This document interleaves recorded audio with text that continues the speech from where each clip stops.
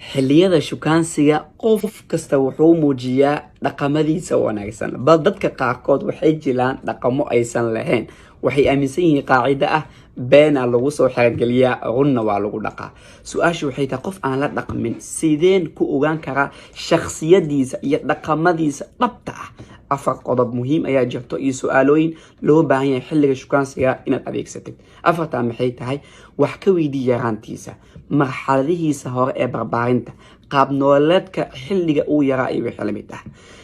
qof kasta waxaa saameyn weyn ku yeesha dhaqamadiisa hadda habka uu ku soo koray iyo bilowga noloshiisa taas meel ku qoran labaad qaabka uu u hadlo qof kasto hab ay u hadlaa qofka habka uu u hadlo waxay muujinaysaa habka uu u fikiro iyo shakhsiyadiisa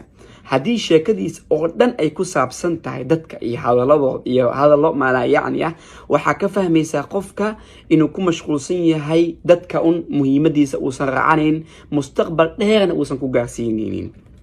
sidoo kale habka uu hadalkaaga sugaya ama habka uu kuu dhageysanayo waxay muujinaysaa ixtiraamka iyo sida qof dadka uu ixtiraamo berina adiga uu kuu ixtiraami doono saddexaad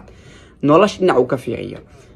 haddii aad aragtid inuu xooga qofkan saarayo oo kaliya nolosha dhinaca negativeka ama dhinaca taban oo kaliya waxaad fahmaysaa qofka inay farxadda iyo asi kala fog yihiin farxad badanna uusan kusii karin waxaad sidoo kale fiirisaa waxay tahay waxa uu haysto iyo sida ugu qanacsan yahay sababtoo ah taasi qofkan waxay ka dhigaysaa inuu adiga raali kaa noqdo wax kasta uu haystana raali ku noqdo midda afaraad wax ka weydii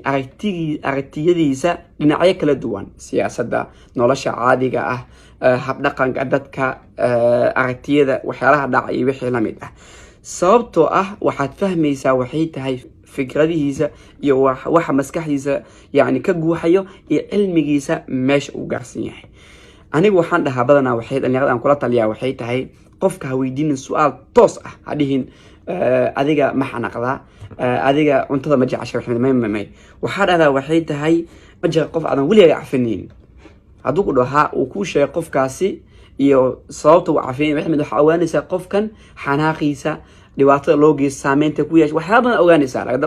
qadarada qofka ma xanaaqda iyo wix la mid ah ma yaha oo kuleeyahay wuu is amaanayaa adigaasi waa kala tagaysiin hadhowdin waxaa ogaanaysaa dhaqankiisa dhabta taasi waa muhiim insha allahu tacaala su-aalaha qalooci sida aad u ogaatid qofka dhaqamadiisa dhabta asalaamu calaykum gaarsii dhammaan asxaabtaada waadan ku mahadsan tahay